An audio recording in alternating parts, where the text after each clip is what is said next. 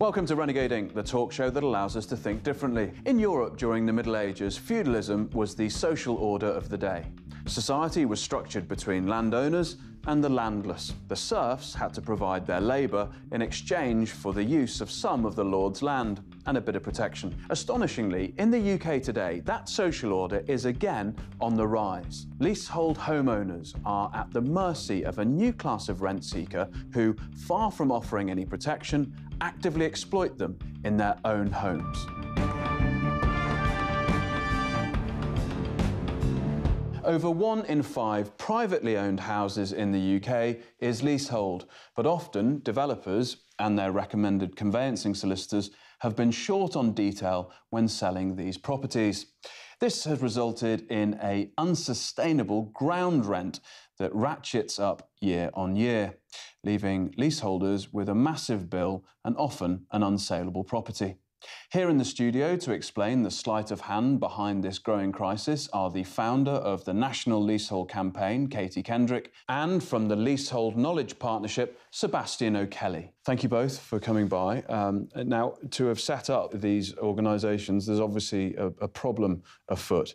Katie, if you look at the landscape of this crisis, this scandal, give us an overview from your point of view of what's happening. I bought a leasehold property in 2014 and fully intended to buy the freehold after 2 years when I was legally entitled to do so. But before that point, they sold the freehold on. And I didn't realise what the impact of the onward sale of my freehold would be to me. My house was built by Bellway. They sold the freehold on without my knowledge because the right of first refusal does not apply to houses, only flats. So they wrote to me after they'd sold my freehold on saying, this is your new freeholder and these will be the people that will be collecting your ground rent and nothing else will change. Alarm bells didn't really start ringing. They sold it onto a company called Adriatic Land for GR1 Limited. And how much do you know about that company? I know that it's linked to the David Cameron family, William Astor. My ground rent's collected by a company called Homeground. You can't ring Homeground. There's no phone number for them. They don't take incoming calls. The only way I can correspond with them is via email. If you want to ask them any form of question, it's £108. Well, hang on. I mean, because people think that an expensive landline, for instance, the universal credit thing with 55p a minute is bad.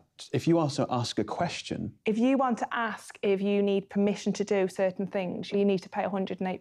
And when you say permission to do certain things, what does that mean? For example, if I wanted to build a small conservatory, which didn't need planning permission, so very small, Bellway would have wanted £300 permission fee. But when they sold the freehold on to the third party, the same permission costs £2,600. So not only was my ground rent sold on, it was the X factor, and it's the X factor that people don't realise. I pay £150 a year ground rent. To me, that is not my personal problem. Mine is the X factor, which I didn't realise. What is the X factor? Is the permission fees that are associated with your house. If you want to put your house up for sale, you have to pay a permission fee. Some people's leases, if you want to change your carpets to wooden floors, there's a permission fee. If you want to change mortgage providers, so every 2 years when your mortgage is up, you've got to pay a permission fee to do so.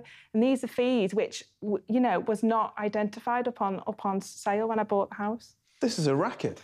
It's a complete racket. It's unique to England and Wales. We sell leasehold properties. Leasehold just means tenancy. It's usually used for flats, but developers have recognised what a successful racket this is and have spread it to houses and have now increasingly built leasehold houses up and down the country. My name's Andrea Millward. I live in Prescott, near Liverpool, with my husband Roy and our 2 children, Sienna and Isaac. My name's Lisa Chappell and I'm an occupational therapist working in the NHS. Buying our first home was really exciting. We had a little 1-year-old at the time, so she was loving having our own little house. And we bought it on the government's first buy scheme, and then we funded the rest ourselves through the mortgage. It was only after we put the money down to reserve the plot, we were then told that the property was leasehold, but we were assured that it's standard practice. We asked how much the ground rent would be, and we were told for us it was £250, and that we would have the opportunity to purchase the freehold in 2 years' time. I got a knock on the door from one of the neighbours saying, did you know that your ground rent was due to double? So I went back and I checked my lease. On it I could see that Taylor Wimpey had bought it in 2008, and then it said it doubled after 10 years in January this year. We've gone from our ground rent doubling in 25 years after we bought it to actually doubling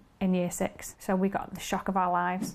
Like the sort of Al Capones of this world, when we're talking about racketeering, this is licensed to print cash. and you've got an absolute captive market because you've got a homeowner stuck in a home and it's legal. Yes, I mean, we haven't had a sort of St Valentine's Day massacre or anything like that yet in the leasehold world, but it is a racket. It's one that's gone on for hundreds of years in England and Wales. It explains why aristocratic families own the centre of London. The wealth that was created hundreds of years ago has been perpetuated because every subsequent property transaction hasn't been a property transaction of the freehold, but only of a tenancy. It's one of the advantages of the country that we have was we've had political stability and we haven't gone around killing each other. Disadvantages of that is that certain feudal laws have continued into the modern era, and leasehold is a prime example of that. Other countries simply do not have this, and other countries where English law has held sway, such as North America or Australasia, have done away with leasehold. So have Northern Ireland and Scotland, where there's only ever been a small amount of leasehold property, but it has been done away with. Well, that's what we need over here in England. But it's raging. And we're obviously both campaigning to get it stopped. What you say that we're not killing each other, but there are absolute health downsides to this, because surely if you get a letter out of the blue saying, you know what, you thought that this was a leasehold property and you're only going to pay this nominal amount, some would say a peppercorn rent annually, but actually it's X times this, surely there's a health downside to that. I never realised I was going to be funding somebody else's long-term investment. You know, as far as I was concerned, my home should be my own investment and nobody else's. If I had known what I know now about the whole leasehold scam, there was no way anybody would enter into that. You know, you're just so vulnerable. When the 2-year mark came up, we were told that we couldn't buy the freehold and that we're on a 10-year doubling ground rent, which also wasn't explained to us at the point of sale. When we bought, we used an equity loan off the government to help us to purchase this house, and we got told that we had to use one of the conveyancing solicitors that was recommended by the house builder. At no point did they explain or describe that we was on a 10-year doubling ground rent. The salesman told us that we could buy the ground for 10 times the annual ground rent. We always had the intention of buying it before the 10 years was up. Taylor Wimpey sold the land on 12 months after we moved in, so they had no intention of selling us the land that the house is sat on at all. And if we want to buy the land the house is sat on now, it's going to cost between £30,000 to £40,000. So we were missold by Taylor Wimpey, by their salesman, and then we went on to be misled by the conveyancing solicitor. Your developer, Bellway, did they give you a recommendation about who should be doing the conveyancing? I only bought a new build because I wanted to use the government's Help to Buy scheme. That was only applicable to new build properties. Right, and so you used that? I used the government's Help to Buy, yeah. You only have a 28-day window to exchange contracts when you pay your deposit, and there's an awful lot to achieve in that 28 days. So they recommended a solicitor who knew the development, knew the area, knew the Help to Buy scheme. Who recommended it? Bellway. Right. There was a sign up. I've still got the sign at home with their fees, and basically they said that it would be easier. They've got a good relationship with them. The sales lady knew the solicitor at the end of the phone. It would all go through in the timescale that they needed it to. Right. Hence why I just thought whatever's the easier option. So yes, I used Bellway's recommended solicitors. Was there a moment when you were going through that transaction where they flagged up to you and they said, you know what, there is an option for Bellway to sell this leasehold in the future? No, I had no idea. I, perhaps quite naively, thought that my freeholder would always be Bellway until I wanted to buy my freehold. They quoted between 2,000 and 4,000 to buy your freehold after 2 years. So to me, that was absolutely fine. So I didn't look at the long-term implications to what I was buying because I didn't want it to be leasehold in the first place. But you say it's absolutely fine between £2,000 and £4,000. Yeah. What are the long-term implications if you continue down this trajectory? Well, now, because my freehold's been sold on, the new freeholder quoted me initially £13,000. They have come down to £7,600. But also, within that £7,600, the permission fees to make alterations to your house remains. So even if you buy your freehold, you still have to pay a permission fee to make alterations to your house. So what is the point? Do you see these signs as universal traits across the country, or is this specific to, for instance, the Northwest? No, it's right the way across the country, and it's mainly with flats. The sale of new leasehold houses is relatively recent, and you see that it has increased exponentially on the land registry in recent years. Now, there is a historic legacy of leasehold houses, and there's more than 1 million of them in this country, but most of those date back to the sort of factory era. But this new wheeze of creating new leasehold houses anywhere in the country, even in counties such as Somerset or Hampshire or Essex, which have absolutely no tradition of leasehold houses whatsoever and no legacy of industrial-era leasehold housing, it's purely being done to profit and to leg over their own customers. Over the past few years, we have had a building boom fuelled by taxpayers in the form of the Help to Buy system. It has created vastly inflated share price values for the house builders. It's created enormous bonuses for the chief executives who head these companies, and the bill has come back to the taxpayer. How on earth the government thinks that this is a good idea and good use of government money in an era of austerity, it beggars belief. But I'm shocked. I often sit in this chair listening to these to people who come in but I'm sort of speechless at this because it's a state-sponsored racket. You work as a paediatric nurse, you work for the NHS, and you hear of a chief executive at some of these businesses on just a bonus, this is excluding a salary, upwards of £100 million. Is that for a year? No, that will be the accumulated bonus, but it's still a stratospheric bonus. Over what sort of time period? Well, I think it's going to be over about 5 years. 5 years. So 20 mil a year. It is phenomenal, and really the cash flows that are being securitized and rinsed around the financial system that you're paying ultimately translate to that kind of figure. Is that not true? It is true, and it's disgraceful, but it's something that has been tolerated because we have never got round to reforming and ending leasehold law. We are perpetuating this form of tenancy in selling property, which makes an entire generation of people who buy these products vulnerable. So there's a generational swindle here going on, because if you're under the age of about 35, chances are you are in a leasehold house or a leasehold flat. It can't be right that an entire generation of home buyers are excluded from the real benefits of home ownership, but remain as a long-term tenant to somebody else. Worse still, in the case of Katie, whose freeholder is this murky outfit called Adriatic Land, the ultimate beneficial owners of Adriatic Land hide their beneficial ownership behind nominee directors. What does that mean? It means that we don't actually know who owns it.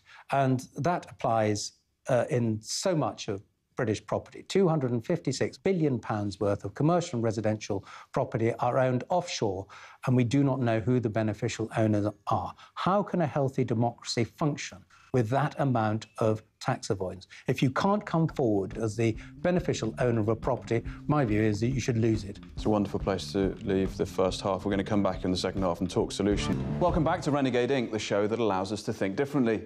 Before we talk more about a form of modern British feudalism with Katie Kendrick and Sebastian O'Kelly, let's see what you've been tweeting about in this week's Renegade Inc. Index. First up, we have a tweet from Emma Hines. Abolish leasehold. Homeowners should not be a constant stream of revenue for greedy developers and investors. Hashtag leasehold scandal. Next, we have one from Remus out NC. This just needs constant highlighting. The company we don't want, have no say over, and get threatened by are taking 56% as a fee. And that comes in at £44,280. This does not just affect low-cost housing. We give our advice to leaseholders, rich or poor, and the more affluent leasehold disputes are extremely useful because they often do win the victories that help so many others. Next, from balls to cancer, we need business to help us cover the £7,000 ground rent for our free holiday home. For cancer fighters, can you help us with some or all? From Denise Clark, tiny ground rents. You just try and extend your lease and you'll see the reality of what you're in. Serfdom sucks. Finally, from Mike Ball, the power of the aristocracy revisited in the current leasehold and ground rent scandal. There has been an organisation called a giant vampire squid, and they have been in some way involved, Goldman Sachs. I think they've sold their shareholding, haven't they, now, in one of the businesses? They've helped fund Rosse Life, which has a debenture on the ground rent incomes of the Chengitz Family Trust freeholds, which did, at its peak, own 1% of all the residential freeholds in the country. How was your interest piqued in this? You seem so incredibly knowledgeable about it and also passionate about it. Well, I was looking at the retirement sector, where you're looking at the most vulnerable people in society and realising that their freeholds were owned by a highly controversial financier, ultimately owned by his so-called family trust based in the British Virgin Islands. So I just couldn't understand why a person who was really interested in high-scale city speculations would be attracted to retirement housing. The reason was, of course, because of the high rewards there. You have a sector of society who would find it difficult to use the protections which existing English leasehold law has for leaseholders. And you started digging. You understood that a lot of this money went offshore. Did you start then see the sort of macro-social aspect of this? The most alarming feature is that obviously I was a property editor for 12 years, so I was looking at how housing was changing. And of course, London has transformed. We will see everything first here. And in London, we're producing only flats. Everything is leasehold. And it occurred to me that actually, if we're producing all these tenancies on a huge scale now, then we are going to create the kind of situations which did lead to the huge aristocratic fortunes which account for the fact that various family trusts still own the centre of central London.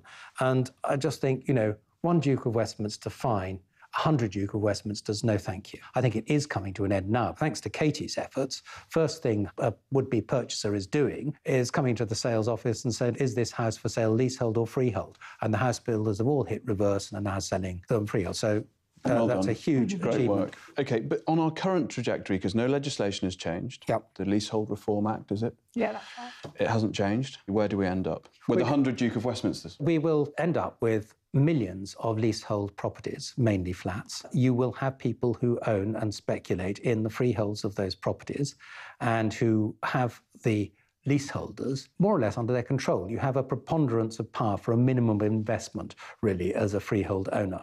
Your freehold might be worth, £1 million. The block of flats is worth 20 million quid, yet you make all the decisions. We must not continue to perpetuate this. What it's resulting in is massive wealth erosion. People are paying for these leasehold properties, but they're paying for something that is eroding in value over time. At the same time as occupying this flat, you're paying the ground rent income. Now, that could be carved up in such a way that it's mining a considerable income out of you. And we're doing this within the supposed confines of a property-owning democracy. Yes, I think that was very much the optimistic view of, say, the Thatcher era of conservatism. But we have hit the brakes with that. And going back to, property ownership in this country is going down. Many people are sort of talking about build to rent and so on, and that we should actually have property ownership levels sort of on a par with Germany, which is about 50-50 rental to Happy ownership. with that?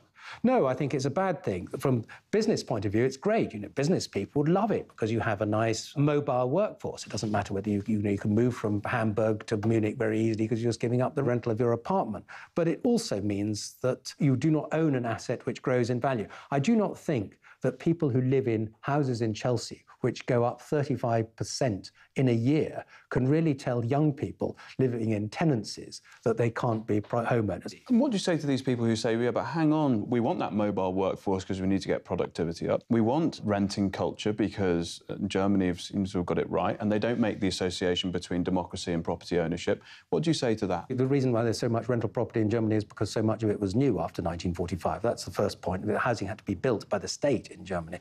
But I can see the attraction for businesses of a mobile workforce. But then if we were all tenants, everybody was tenants, it would be even better. Then anybody could move. But I'm afraid the people who are often delivering this sort of cruel medicine of remain a tenant aren't tenants themselves. In fact, the first question you should ask any of the senior lawyers and QCs in landlord and tenant law who make their living out of leasehold, or the estate agents, or the ground rent investors, or the surveyors is, do you live in a leasehold flat or a freehold house? And I'll bet you £20 and give you generous odds that they live in a freehold house. I'd put more than 20 quid on it. Yeah. What's the effect on society and community from your... Well, it can't be a good thing for communities to have this third-party element of ownership involved in a block of flats. Everywhere else in the world, and I've owned flats in France and in Italy, we owned the entire building. Me and my neighbours, we owned it. We were responsible for it. We all owned a bit of the corridor, a bit of the roof, a bit of the drains, and we had to pay for it to maintain it. In England, that's not the case. You don't own anything. You don't own the land and you don't own the building. That belongs to a freeholder. All you own is time between some walls, and there's some vaguely written instructions in the lease. And if you breach that lease, you're in serious trouble. And if you're a litigant and have to go to court, you're in a position of extreme vulnerability vis-à-vis your freeholder in any money dispute, which is why in any money dispute, our advice is almost always pay up first and then fight. If you pay up first and you lose, you're not in breach of lease and you're not vulnerable to legal costs. But if you withhold money and you go to court and you lose, the whole barrage of legal costs can come down on top of you. And I'm afraid freeholders exploit this and arm up with most expensive lawyers conceivable in order to get back relatively small amounts of money. And I see about once a month a leaseholder car crash in the courts. The difficulty we now have is our house developer. They've said that they will convert our leases over to a lease that's with RPI, retail index price.